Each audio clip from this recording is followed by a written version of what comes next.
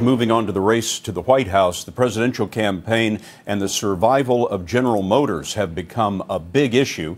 President Obama takes credit for saving GM and points out that Mitt Romney was in favor of letting GM go bankrupt. But now Romney says he too deserves some of the credit for the company's turnaround.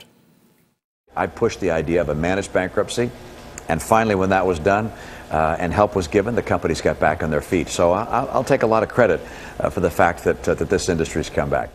Back in 2008, writing in the New York Times, Romney argued against a government bailout of GM, saying that without the taxpayer money, GM would be forced to restructure itself.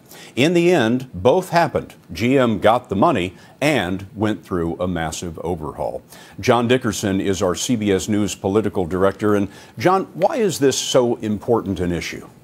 Well, this is Exhibit A in the $25 million worth of ads that the president's campaign just launched. In the ad, it says of the president, he believed in us, he fought for us.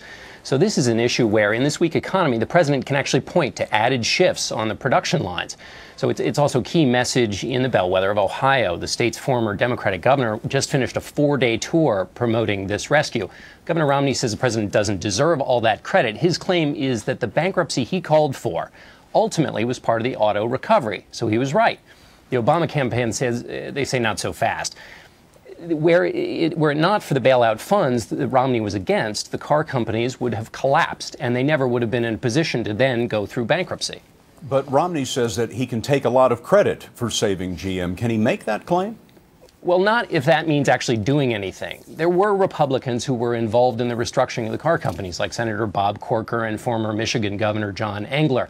But the most Mitt Romney did was write that editorial in the New York Times. And that may be why he's not boasting as much as the president is. He was in Michigan today, the home of the car industry, and he didn't mention the bailout at all.